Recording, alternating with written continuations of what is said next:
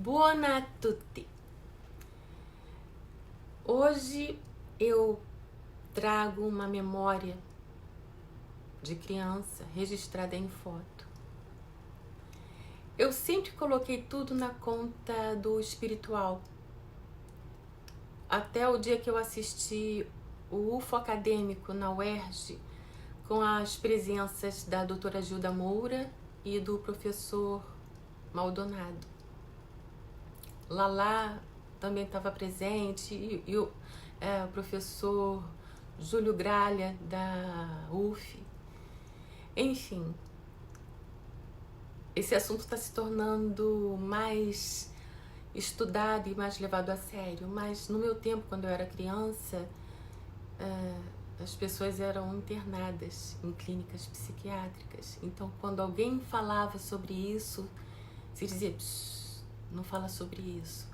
E eu tive um caso na família por parte de pai, de uma pessoa que, por conta desse assunto, foi cruelmente tratada, porque na época o tratamento era cruel, em uma clínica psiquiátrica. Enfim. Quando eu era criança, bem criança, talvez neném, 2 anos, quando eu me dei conta de que eu estava aqui, eu não conseguia nem formular pensamento em palavras. Desculpa. Porque eu não sabia falar, não sabia pensar em palavras. E eu sentia que tinham me retirado a memória. E aquilo, eu acho que foi um dos primeiros gatilhos para a ansiedade. Querer me lembrar e não conseguir. Então eu costumava engatinhar pela casa para procurar uma passagem secreta para voltar do lugar onde eu tinha vindo. Bom, eu vou entrar direto no assunto da foto e depois eu continuo falando sobre essa cronologia. Um dia, eu não sei quantos anos eu tinha, eu pensei, eu vou pedir ajuda para sair daqui, porque tá tudo bem, eu sou bem tratada, mas eu não sou daqui. E eu sabia que eu não podia estar com aquelas roupas convencionais de criança.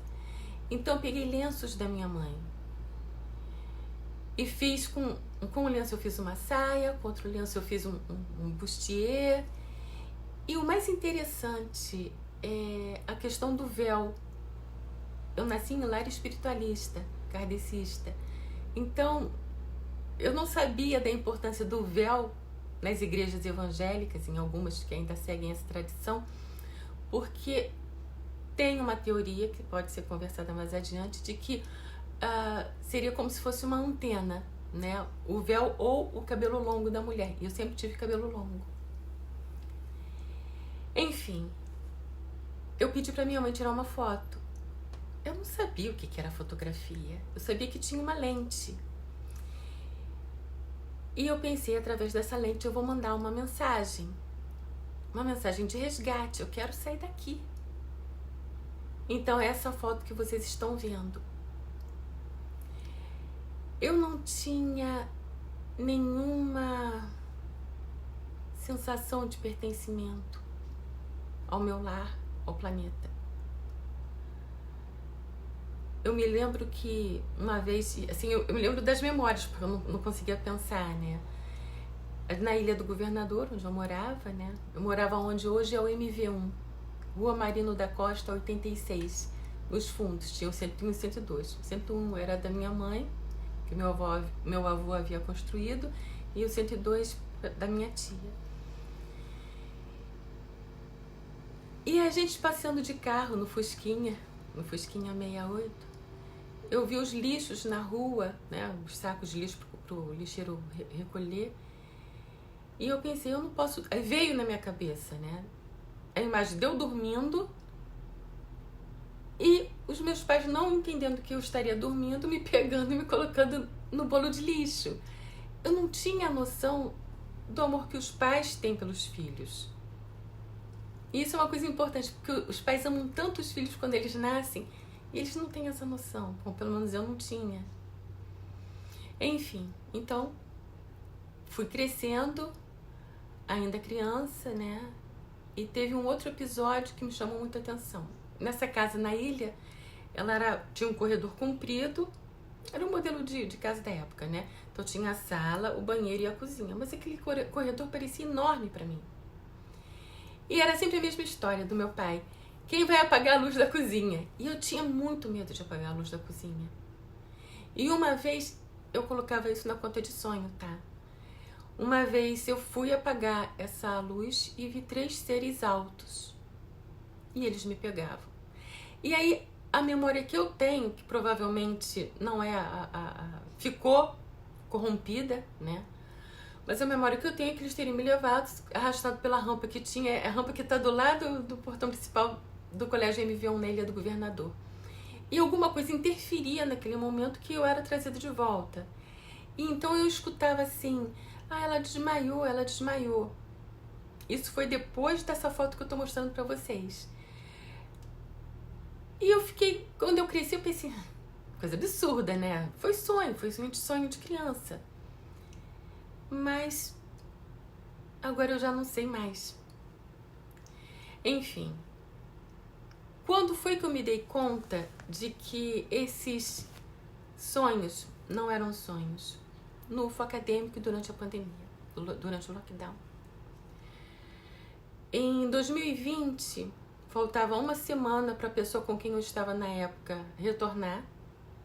Essa pessoa tinha passado meses em lockdown em outro lugar. E eu tive um sonho.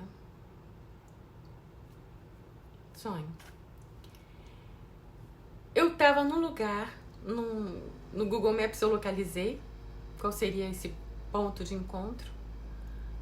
Nunca passei por lá, nunca mais passei por lá porque é um lugar que eu conheço. E era como se eu subisse, eu acho que devia ser uma holografia, porque eu subia numa plataforma redonda. Então assim, eu via do escuro, eu comecei a ver o gramado, o mar aqui do lado e os pés desse ser, um ser humanoide. E aí, à medida que foi subindo, eu vi, ele tava com uma calça, seria uma calça azul, parecia uma roupa, nossa, humana, né? Uma blusa branca. E o que mais me chamou a atenção, o cabelo louro repartido assim, Chanel. E eu nem olhei pro rosto, porque assim, a hora que deu pra eu sair correndo, eu saí e gritava, socorro, socorro, tô sofrendo assédio, socorro, socorro. E na minha cabeça eu pensei, deve ser porque a gente tá falando tanto sobre assédio moral, assédio sexual, que eu produzi esse sonho. E coincidiu eu estar fazendo tratamento com a minha querida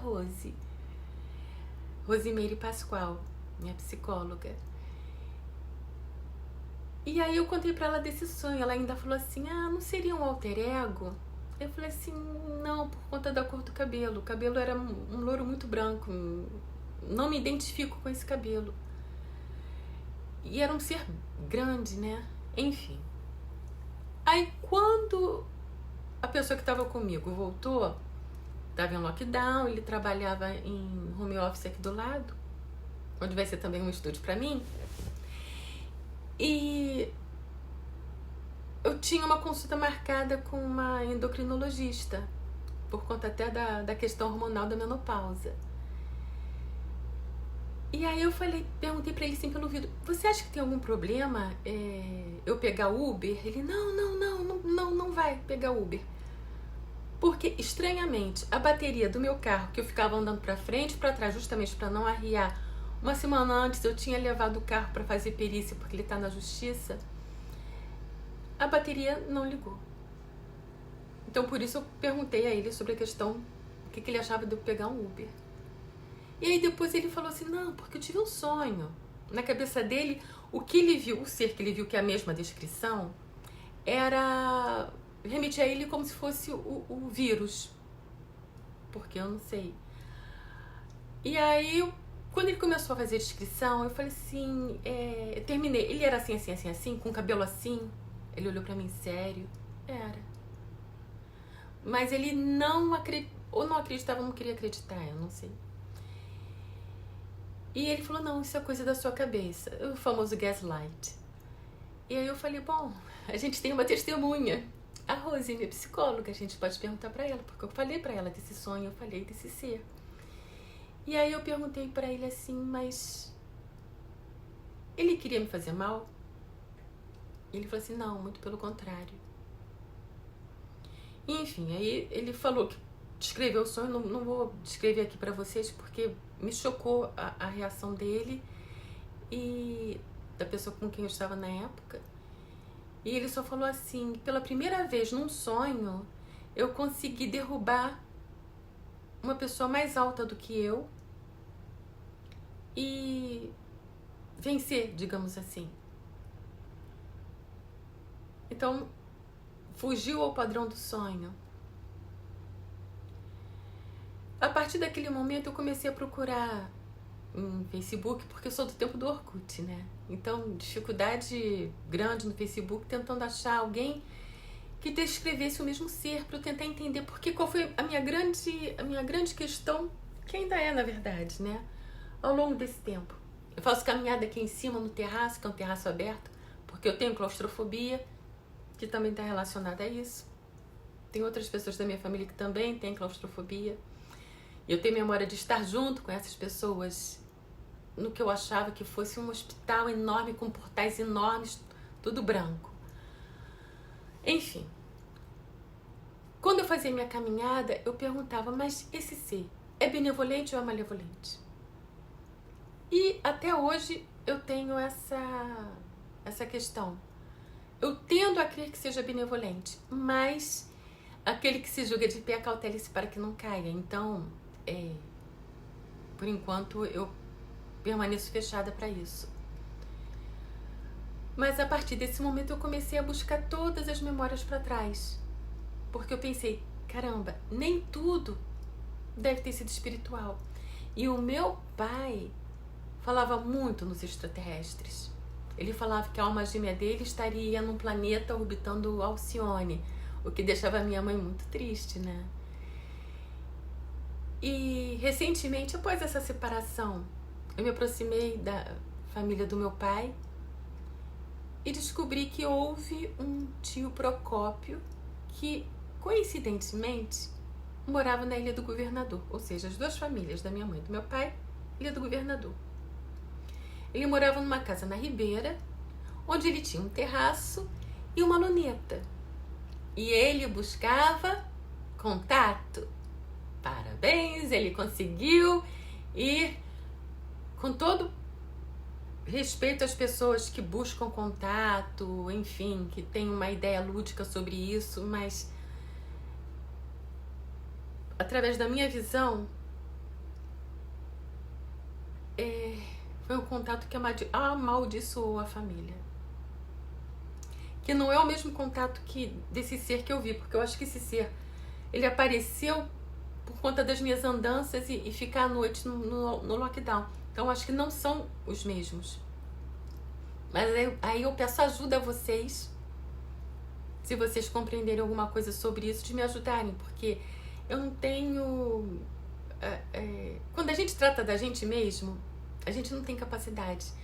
Por isso que, assim, eu posso ser uma excelente amiga para as minhas amigas, dando conselhos, mas eu preciso da minha psicóloga. Agora, eu me sinto curada, na verdade, né? Eu acho que o fator que me oprimia, que fazia gaslight e que eu me dediquei ao máximo, eu acho que ele foi o fator de adoecimento nos últimos 15 anos. Mas tudo bem, eu não o culpo. Eu acho que a responsabilidade é sempre nossa. Porque somos nós que decidimos. Eu errei, eu achava que eu poderia fazer alguma coisa diferente do que eu fiz e errei. Então eu assumo o meu erro. Enfim, se alguém souber me explicar, se alguém conhecer esses seres, porque eles têm o cabelo assim, louro, e até aqui. E ao longo desses 15 anos, aí eu acho que não é desse ser, eu acho que é desse do tio Procópio. Eu cheguei a ver uma vez uma criança que devia ter uns 6 anos e batia com a idade do meu enteado. Então eu pensei assim, não, deve ser o medo, porque eu não queria engravidar, né? E eu pensei, não, deve ser a minha cabeça, né? Então eu tive um sonho que eu estaria na Ilha do Governador. Quando eu sonho na casa da Ilha do Governador, ela ainda é exatamente como no meu tempo de criança. Então vinha aquela criança sorrindo pra mim.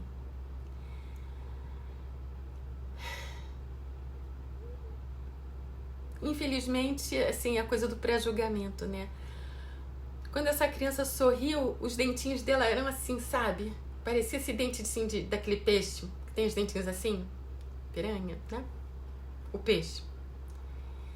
E eu me apavorei. Eu me lembro que eu peguei, ou eu plasmei uma vassoura, e eu pensei assim, se chegar perto eu vou dar com a vassoura, se chegar perto eu vou dar com a vassoura, se chegar perto eu vou dar com a vassoura.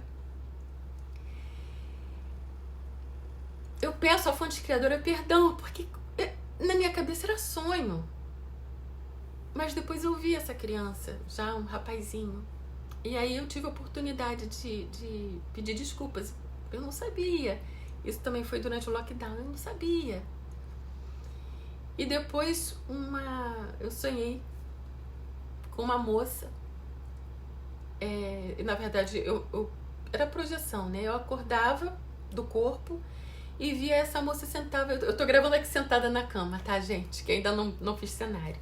Então ela estava sentada aqui na ponta e vinha mentalmente um pedido dela: me alimenta.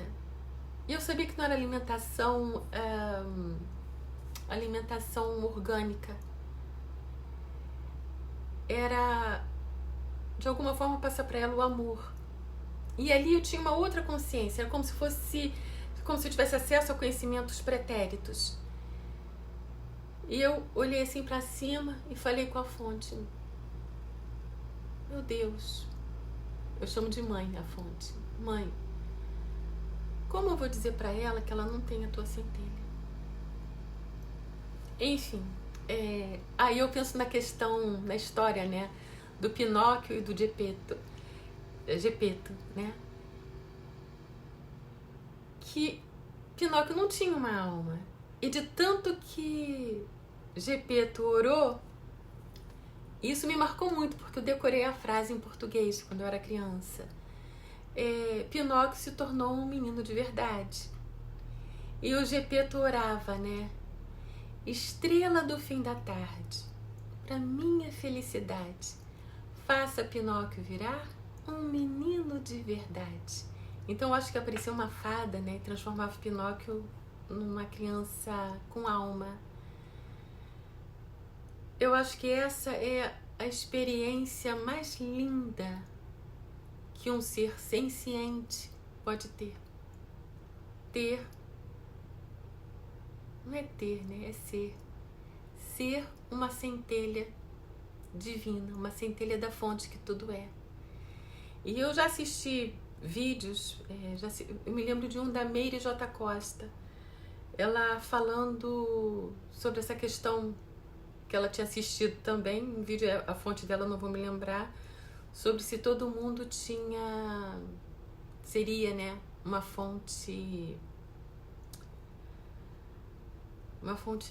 centelha da fonte. E aí já remete a uma outra reflexão. Nós sabemos que existem seres, os teóricos dizem, né, que são seres que se replicam, mas que eles não teriam a centelha. E que uma questão, essa questão sou eu que fico pensando. Até que ponto tentam abduzir a gente para clonar a centelha divina que nós somos? E a centelha, ela é inclonável, ela é única. Então, assim, eu não sou esse corpo que possui uma centelha. Eu sou a centelha que veste este corpo. Enfim, por hoje já ajudou a lavar minha alma, porque pela primeira vez estou colocando tudo para fora. Para pessoas que não me conhecem, me conhece apenas como Andarilha das Estrelas em Gaia.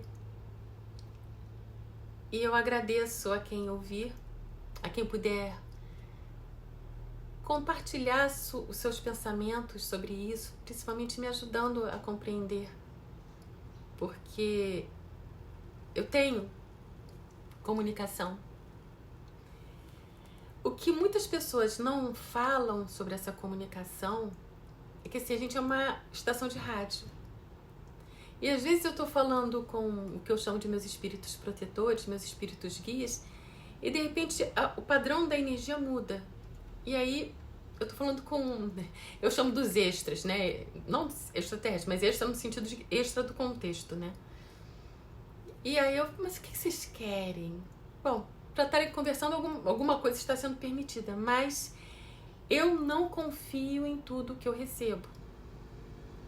Então, eu confio mais no compartilhamento de informações e na nossa ajuda mútua, que se traduz na palavra linda chamada fraternidade. Enfim, mais uma vez, gratidão sempre e sejamos luz por onde passarmos.